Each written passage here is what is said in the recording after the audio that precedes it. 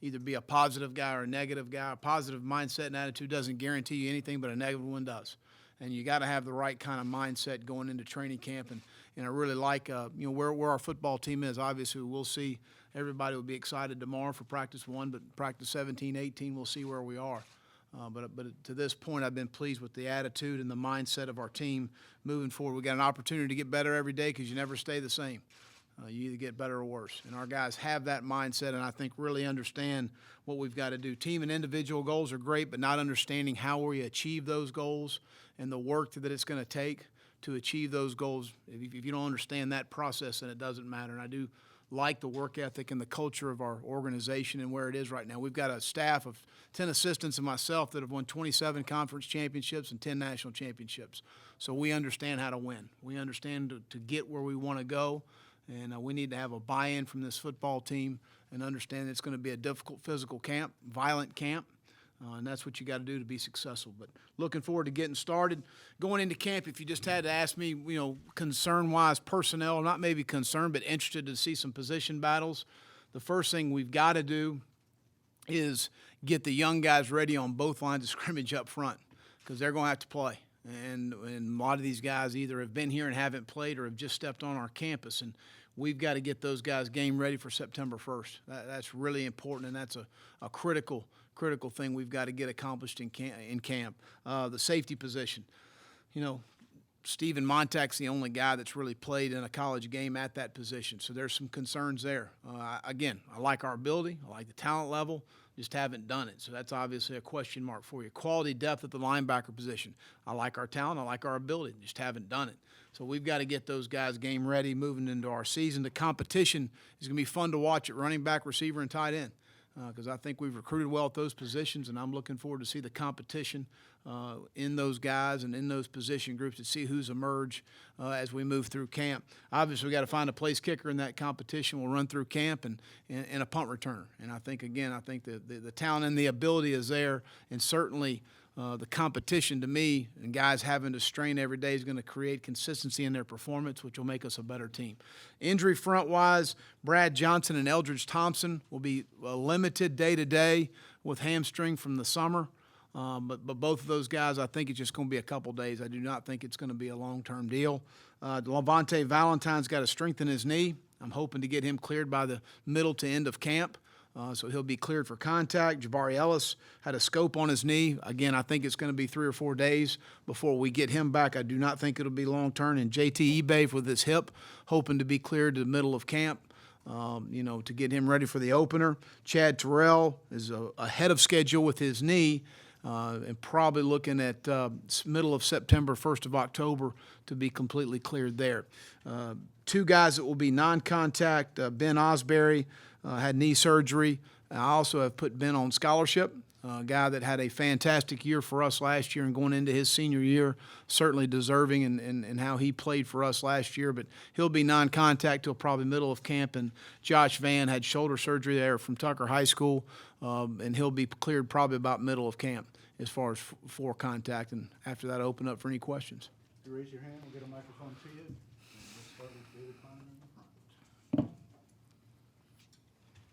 You mentioned the schedule of camp. Just how does it break down in between doing the offense, doing the defense, starting to look at opponent prep? Do you have those segmented throughout camp? Well, we spend our off season studying opponents. We take about 2 days, start from back to forward, and work on opponents back in February.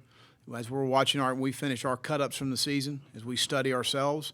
And we start at the end of February, March, April. We come into the summer, and we spend a lot of time studying our opponents and taking notes on our opponents. We just finished up with Coastal yesterday. So that's something that we spend an awful lot of time on as far as game planning for our opponents. As we get into camp, we will not start on Coastal till school starts.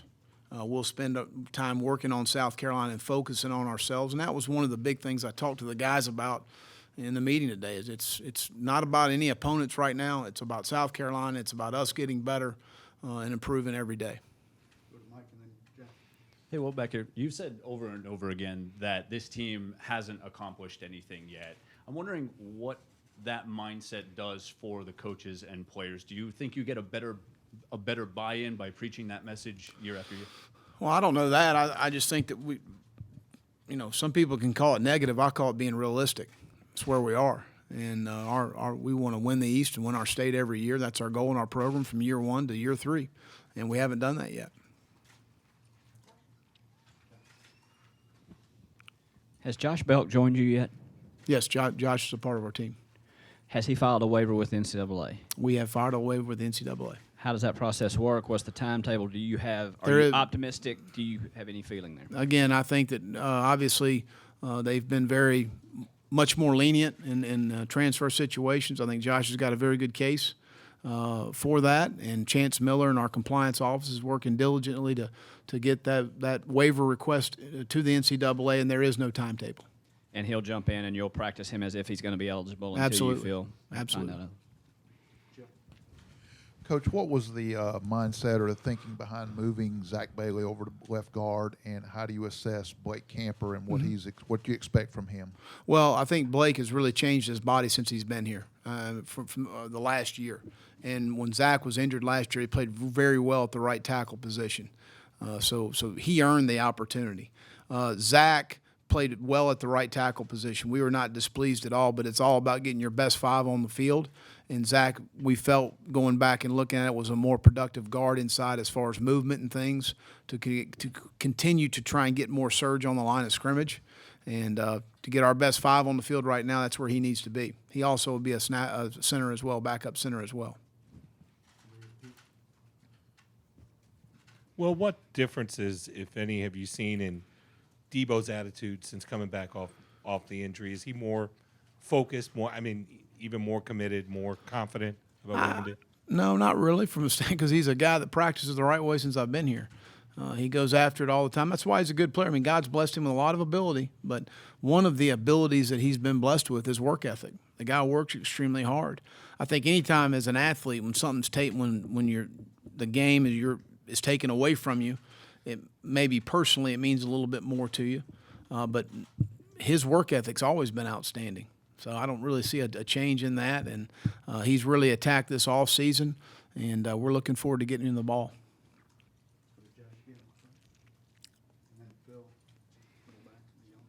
Any update on Javon Charleston's status with the team? No, Javon, I'm going to let the judicial process take its course, and we'll make a decision after it's over.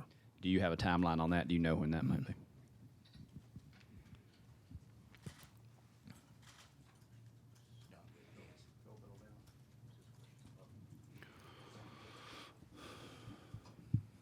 How would you describe BrianClinton's personality, and is it different from Kurt's?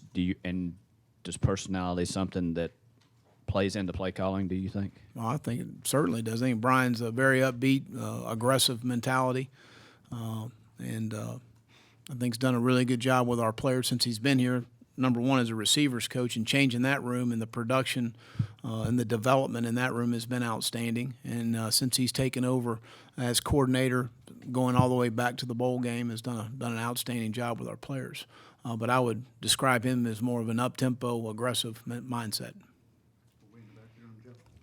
Coach, you mentioned that, the biggest thing is getting the young players ready on both lines of scrimmage. What's the advantage of playing young guys early now that you're entering year 3, and I guess you're starting to see some of the benefits of throwing guys in the fire early on? Well, we didn't have any choice the first year, so it was what it was. But I think as much as anything, there's some really good examples for them in front of them as far as leadership is concerned, as far as work ethic and how to practice the right way. And understanding that process is really important for a young player.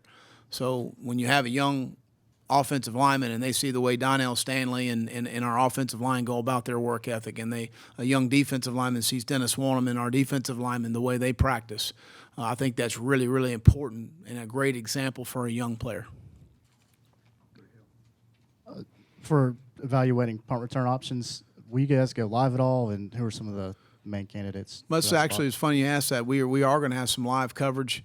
That was one of the notes I had from the season, early in the year, that I felt like we didn't cover as well at times in some punting situations, and we're not as effective in returning punts as well as we needed to. So we will do some live kicks And obviously, when you have an untested returner, which we're going to probably have, it's important to see live bullets. I mean, at the end of the day, that's going to be important. But we got a bunch of guys back there working. Rashad Fenton, Brian Edwards, Keyshawn Nixon's, Debose Samuel.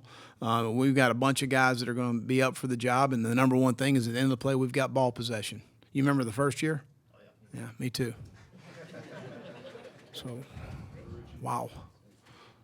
Coach, have you kind of established a philosophy as far as how you're going to approach the redshirt, the new redshirt rule, where the kids can play in 4 games? Have you kind of set your own parameters of how you'll implement it with your kids? Well, we don't make any decision about anyone redshirting until we get to the season. You know, my question after the second scrimmage of fall camp is going to be basically to our staff: is he going to be better as a freshman, game 5, than the junior, senior, sophomore in front of him? That's the way I approach it. And if the answer is yes, then we need to play him. And if he can help our football team win games, we're going to play him. We've played more true freshmen than anybody in the country the last 2 years. So with that being said, if we go to the first ball game and we're not really sure if this guy's going to help our football team, the new rule gives you the latitude to say we're going to play the guy in the game. And we've got 4 of those games that we can make that decision. So I think that's how we as a staff have discussed and how we're going to approach it. If he's a guy that we feel like we can count on him to go in and play productive football for us. I think where the rule really helps you is on the back end, where maybe a young man's not ready week 1, 2, 3, 4, 5, but as he continues to develop, like a Jake Bentley his first year, and all of a sudden you look up and there's 3 games left in your schedule, 4 games left on your schedule, and you've had some injuries at one position, and the old rule you couldn't play him because you burned an entire year. Now you have the opportunity to go play him, and you're not burning an entire year. When I was at LSU in 2001, we played Arkansas. We played Tennessee in the SEC championship game. We lost our 2 corners in the Arkansas game. We had a young man by the name of Travis Daniels. He had to be our 3rd corner going in the game. He had not played all year. And Coach Saban sat down with him and said, we've got to practice the right way. So either you want to play or you don't want to play. It's your call. We're not going to burn your year. He said, no, I want to play. So if we told him, if we had one guy go down, you had to go in the game. Damian James, I believe, went down on the goal line. Travis Daniels goes in first play against Dante Sawworth, knocks the ball off of him inside the 5-yard line. And we ended up winning the game, won the SEC championship, went to the Sugar Bowl. He started against Illinois, but we burned his year on a game and a half. Really, it was about midway through the 3rd quarter. So I think that's where this was really good rule from a standpoint of sometimes when you have some attrition as far as injuries and things are concerned as the year rolls on, now you're able to play a guy. Because a lot of these guys really aren't ready game 1 like they think they are. And they got to continue to develop throughout the year. But I think it's a great rule. I wish it had been in effect a long time ago. Well, why does Jake succeed in a hurry-up offense? And what are some of the things that Dan has done with Jake to try to limit some of those turnovers that we saw last year? Well, I think as much as anything, you become accustomed to what you're used to doing. He's been in an up-tempo offense his entire high school career and coming here. And his production in tempo situations has been better than when it's been in a different situation. So that's what you become accustomed to doing. That's what he's used to doing. He's very cerebral. He thinks fast. He's got good mental quickness as far as getting the ball out and making fast decisions. So that's something that I think is going to help him. I think we just, when you have an interception, it could have been on protection, it could have been on the route, it could have been on miscommunication. I mean, there's a lot of things that you go through and you evaluate what we could have done better in those situations. So not all of those were on Jake, and obviously there's some that he would have loved to have had back. But I think you evaluate, and the good thing about Jake is he's very coachable. He's got a coach-me-coach attitude, and as he watches the tape, there's nobody more critical of himself than Jake Bentley, I can assure you of that. Coach, there's always been expectations and pressure with South Carolina football. How has social media changed the way players feel pressure compared to maybe 20 years ago? Oh, I don't know. We talked about social media in our meeting today, and it's not going to help us win any games. I can assure you of that. So, be smart about it, and a lot of our guys shut down Twitter during the season, which I think is smart, or social media during the season, which I think is smart, but it's not helping you win any games. I don't know how it affects them. I couldn't answer that question. Maybe we're going to talk to them here in a second. You can ask them. Go to Jeff.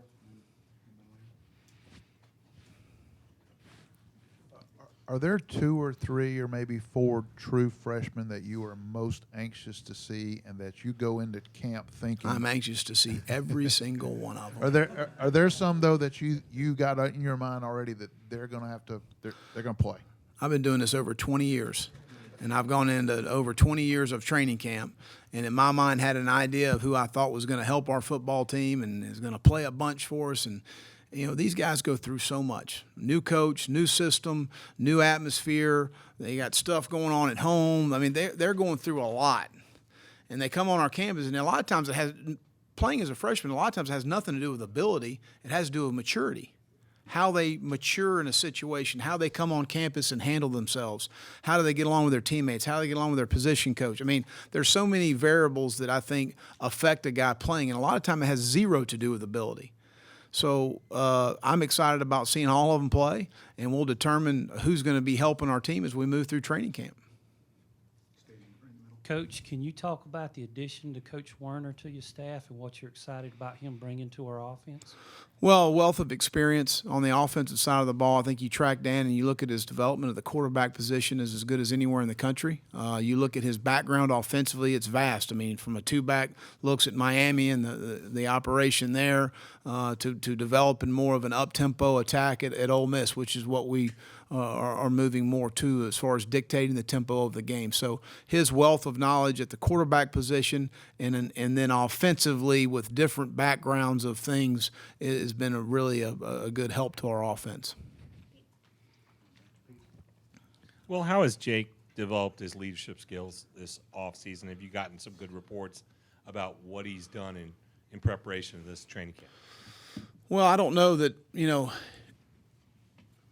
I think you improve as a leader in some ways, but I think he's been a natural leader when he got here. And to have the command that he had with our football team going into Game 7, his true freshman year, to be named co-MVP with Debose Samuel says a lot about the respect he has within our organization. To be only the one of 3 young men in the South Carolina's history of being named team captain by his teammates his sophomore year, to me says an awful lot about the respect and the leadership ability that he has with our teammates. The things that I would tell Jake, you can be more assertive at the end of the day. There's some things we be more assertive as far as, I tell guys all the time, and I told our leadership group today, and I mean this in a very positive way, be very selfish about your season. Because you can be selfish about wanting to be good, wanting to be great, and winning a championship. And don't let anybody else mess up your season. And I think that goes for all of our leaders. Don't let anybody mess your season up. And I think you can be – that's the one thing in our organization, because you can't be selfish about anything else, is about your season. As you reviewed your run game from last year or even the last 2 years, how often do you feel like y'all ran into a good luck? Like that's what we should have done there. That was okay. We had a decent shot there. And how often did you not? I thought that, again, success or failure in the run game boils down to either schematically we were wrong or physically we were whipped. And I think there was probably a mixture of both in failure and probably a mixture of both with success. So I think it would be hard to put a percentage, in my opinion, totally on the success or failure of the run game based on those things. I think athletically, girth and strength were better up front on the offensive line than we've been. And I think we do have a talented core of backs. I do think that the tempo will help us in some situations. As I always say, fatigue makes cowards of us all. And when you weigh 300-plus pounds in September heat here, and we're on the ball and going fast because that's what we're used to doing. Again, you get good at what you're used to be able to get on the ball and run some things. And a lot of times in tempo teams, they can talk about physicality all they want to. Half the time the defense doesn't get lined up and they crease them for a 30-yard inside zone and nobody's lined up. And so those are some things that I think are going to help us moving forward.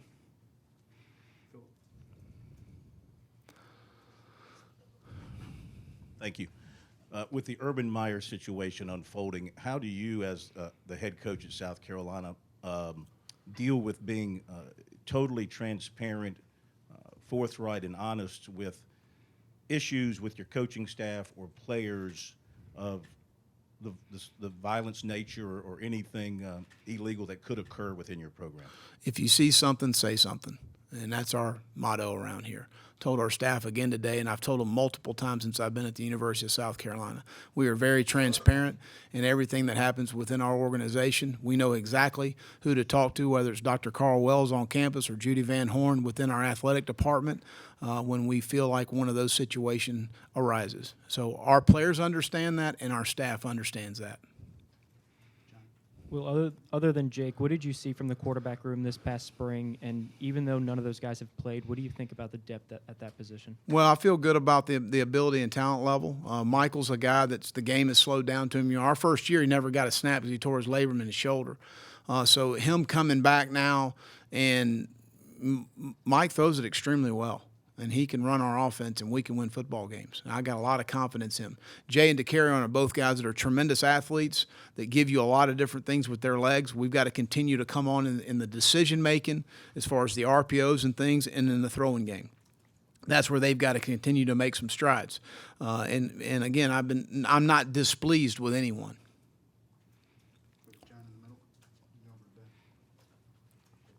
Do you plan on moving Jemias around some in the secondary this year? And how do you kind of envision that splitting up? Well, I think it all starts with trying to get the 4, 5, and 6 best guys on the field at a time. And whether that's at corner, safety, nickel, or a defensive back playing the dime position for us, which we've got some body-wise guys that can do that for us now.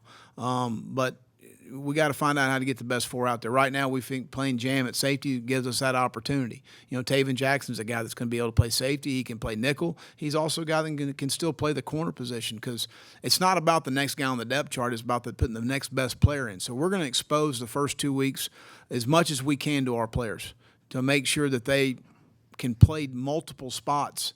So when you get into a game time situation and you can put a guy at nickel that maybe didn't rep much during the week, but we can still win with him at nickel if we have an injury at the position. So we'll expose our guys to as much of our scheme as we can the first 2 weeks, and then the third week we'll start dialing it back and understanding we got to get ready for game, and let's get our best 4, 5, and 6 guys ready.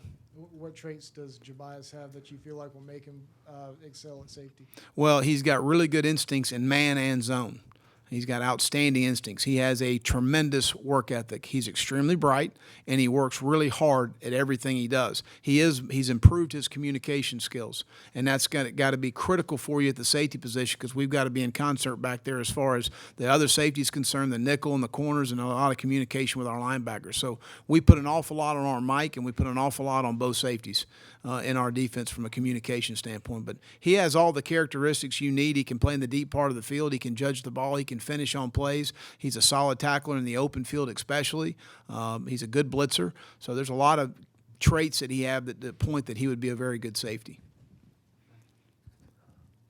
Beyond Parker, who do you see kind of competing at that kicker spot, and what do some of the other guys bring? Well, Alex and Shane Himes is a young man that's on our campus now. Those 3 guys will compete through camp, and we'll look at it every day to see from a production standpoint. All 3 are very capable of being our kicker here at South Carolina. We need to improve. At the end of the day, you know, probably cost us a game there early in the year, not being able to convert an extra point and multiple field goals.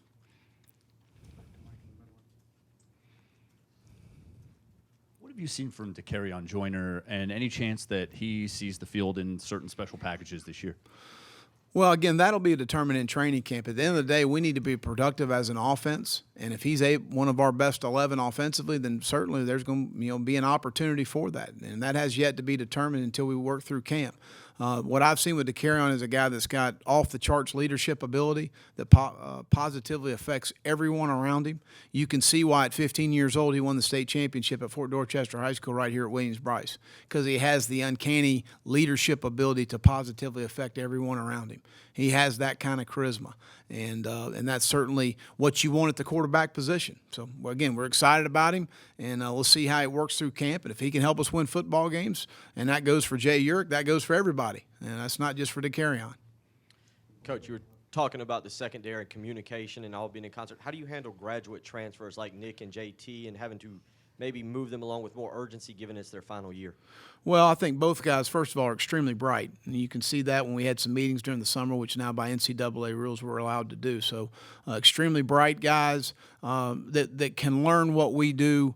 They'll be fine. I'm not worried about them as far as those things are concerned. Both guys have urgency about what they do and how they do things. Both guys work extremely hard at the game. And now with the new rules, we were able to teach a lot of different things to these guys this summer. So now as we head into fall camp, we've really been through about our first 4 or 5 installations. So they're able to really retain well, they communicate well, and I'm not worried about their learning ability. You mentioned the tight end position. How comfortable are you with those guys in that room? And I guess in an up-tempo, aggressive kind of offense, is there a mold, a physical kind of thing that you look for in a tight end, like a guy with Hayden's size or someone smaller, maybe like KC? Well, I wouldn't say KC's small. I mean, okay. Took a shot at my guy there, man. But KC blocks extremely well at the point of attack. You know, in tight ends nowadays, what's really hard is this. Sometimes you get a guy that's going to block the C area, but he couldn't beat me down the middle of the field, and that's not good, all right? Or guys that are strictly receivers, and they won't block anybody. So right now, and I think we've got a good combination of guys. KC's a guy that can block at the point of attack, and he's also a tremendous threat in the passing game. The thing that KC does is he catches a lot of contested passes very well. And they may have him covered, but he's going to catch the football. He's got really good ball skills. Jacob has really enhanced his game as far as catching the football, but it has always been a guy that's been strong at the point of attack. You know, Will Register blocks extremely well. We got to continue to bring him on. Evan Henson needs to improve his blocking, but is a dominant guy in the passing game as far as just athletically the things he brings us. Keel Pollard does a lot of different things for us as far as a guy that's catches the ball extremely well, but has really developed his game and come on as far as being a C area blocker that's done some really nice things for us. So again, at that position, I feel good about the 6 guys we've got, the depth that we have at the position, and we need to continue to bring those guys on. Kyle Markway's healthy for the first time since we've been here, and we need to keep him healthy. But the guy works extremely hard in the weight room. Again, a good C area blocker, continues to evolve in the passing game.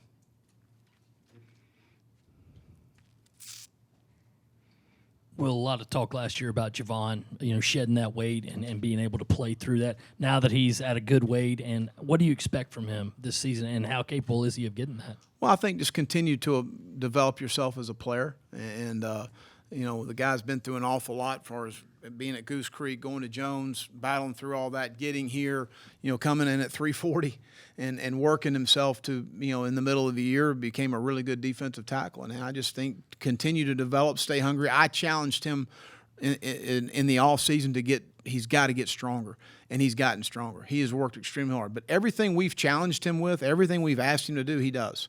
And that was the big thing, and just continuing to understand and have knowledge of what we do defensively, because I think that always helps you when you have a better understanding of not just what to do, but why we're doing it. And he's worked at all those things, so we're expecting a big year out of him. You mentioned kind of the summer meetings. For the guys that haven't taken the field for you guys yet, how much can you learn about them and get a feel for them as players through kind of the summer process as compared to how much you're about to learn about them, getting them on the field? Well, there's only so much you can do in shorts. You can teach. You can see how a young man retains information. Can he regurgitate the information back to you so you make sure he does understand it and have a concept of what we're talking about? We can take them through drills and different things that we try and do to simulate the game as best we can, but you got to get out there and play the game. But I think as much as anything is just finding out how a guy learns, and if he's able to retain the information day to day from what we talked about the day before, and then how hard is he willing to work day to day on the next thing. So I think there's challenges that we try and give them during those times that we're able to meet with them in the summer to see how they learn. And I think that seeing some of the guys that were asked about earlier, I've been very pleased with. Seems like Shameik has taken some baby steps over the course of his career. Did you see anything from him in the spring or the summer that leads you to believe he's going to take a big step this year? Yeah, we need him to contribute for us on the defensive line.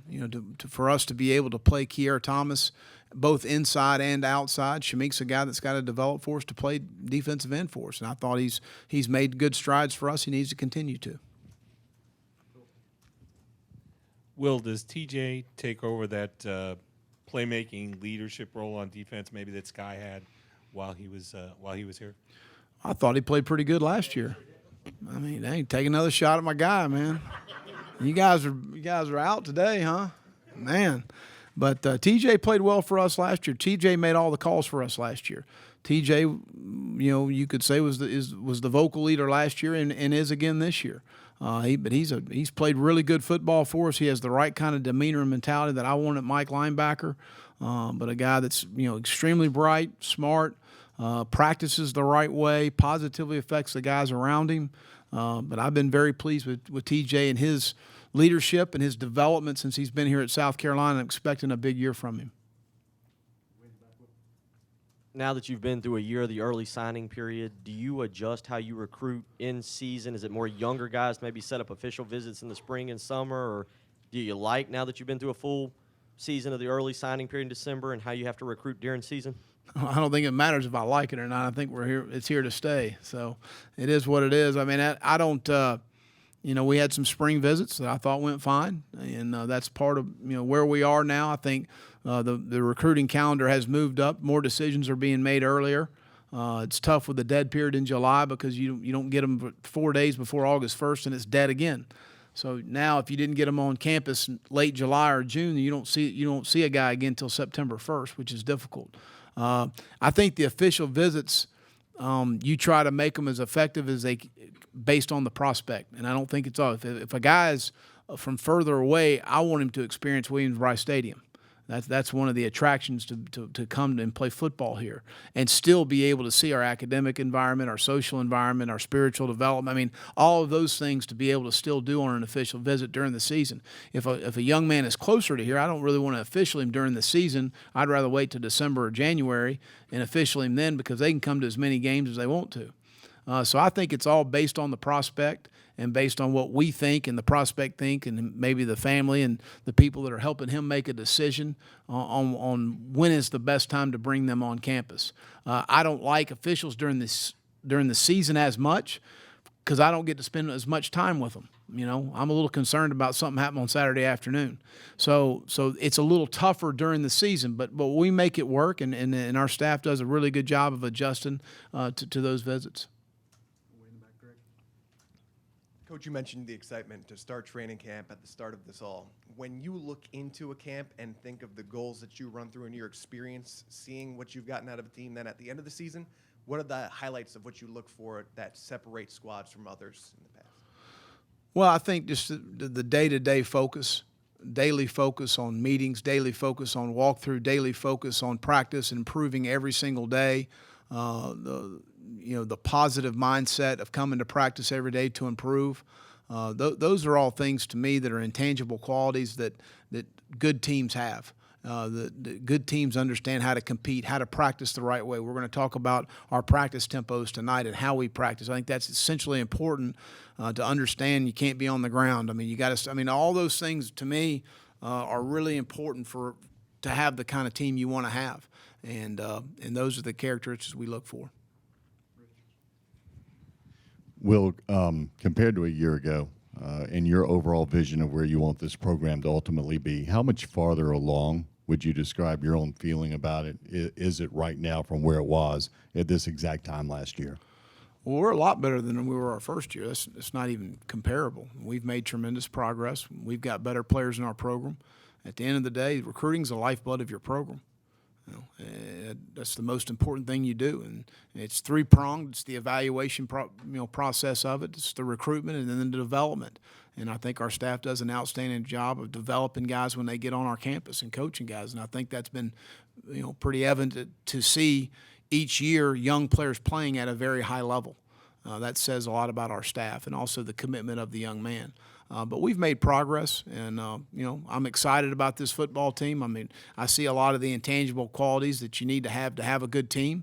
Does that mean we're going to have a good team? No. We need to have a good training camp, and that's what we're focused on right now.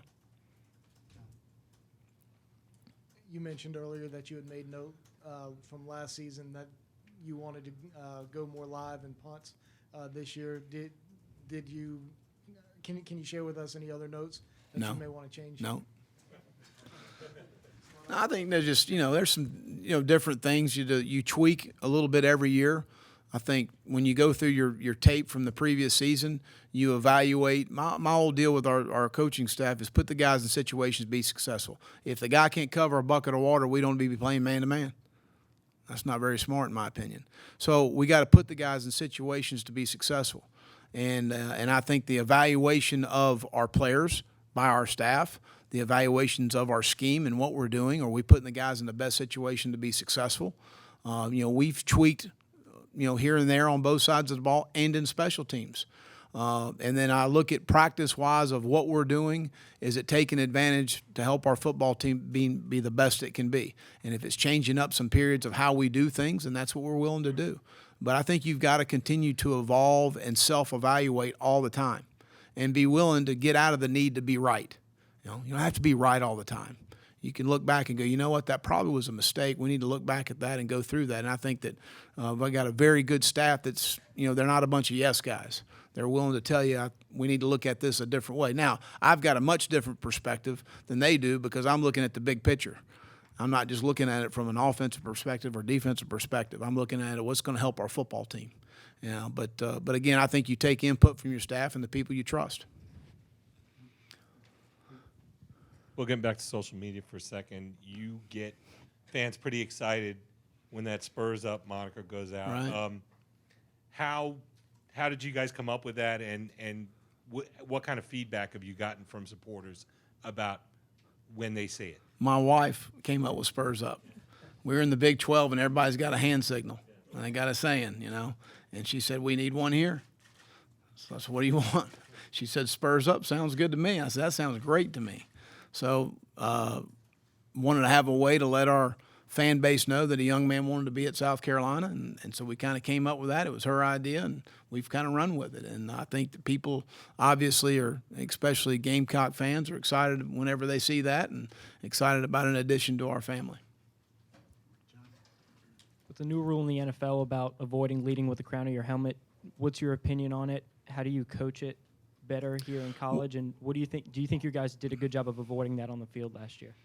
I think for the most part, I think that, having played the game, there's sometimes it happens. It's a bang-bang play, and it's a very difficult call for the officials to make, and they're always going to err on the side of safety, which they should, okay? But we don't talk in terms of involving the head in any tackling that we do. We try and take the head out of the game. Everybody used to talk about get your head across the bow. That came from Coach Roll when he was at the University of Washington. And Coach Campbell, I bet you didn't know that, but get the head across the bow of the boat. That's how that was taught. And we don't involve the head with tackling anymore. That's not something we talk in terms about. We talk in terms of obviously seeing what you hit, bow the back of your neck, all right. But you got to see what you hit. But when we're talking in terms of tackling, we're trying to get the head out of the tackle. It's more about leverage now. What your leverage is, take advantage of your leverage, and keep your leverage.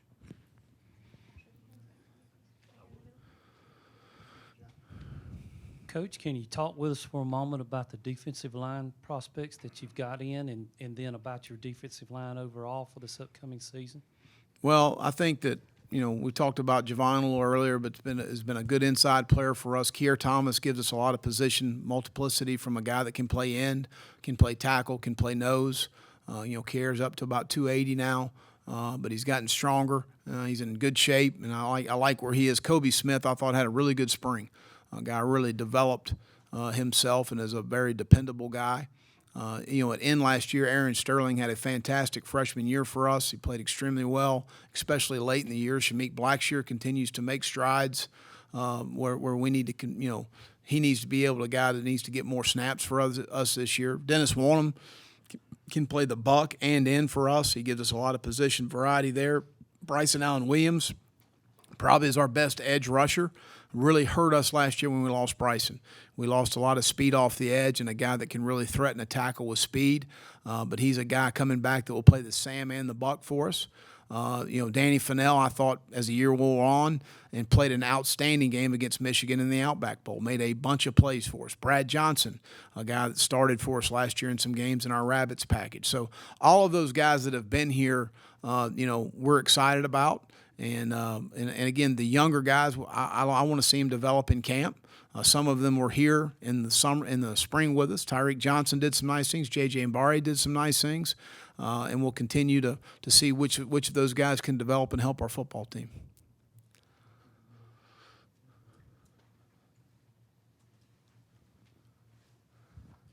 Coach, Marcus Lattimore can't carry the football anymore for you, but what do you see him doing? How can he help your program now? Well, he helps our program every single day. He has as much an impact on each young man in our program that myself or any of our assistant coaches have. His presence in our program since he's been here has been as strong a presence that in any assistant coach that I've ever hired, as far as the positive impact he's had on our program. And he makes a difference in our program every single day. He has walked the walk as far as the good times, as far as the tough times. He's been in the hallways, he's been on the campus, and there's no one that can talk in terms of being a Gamecock better than Marcus Lattimore can. And when your players walk up to you and say thank you for hiring Marcus Lattimore, that says an awful lot to me about the impact he's making on their lives. And he makes a difference in our program every single day.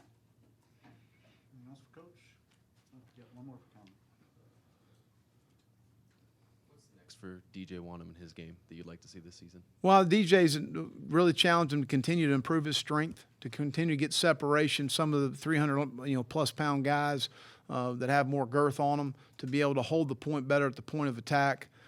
Continuing to work on those things, work in some space coverage stuff that we do some with him. I think one of our best personnel groupings will be regular with Bryson at Sam and DJ at the buck position. To be able to have two hard edges with big guys, physical, violent guys on the edges, I think it's going to be good for us, so we can set better edges on the perimeter throw game as far as the bubbles and the quick screens and such. So, but those are things he's worked on in the all-season program to continue to take the next step as a player. All right, thank you. All right, where are we going now?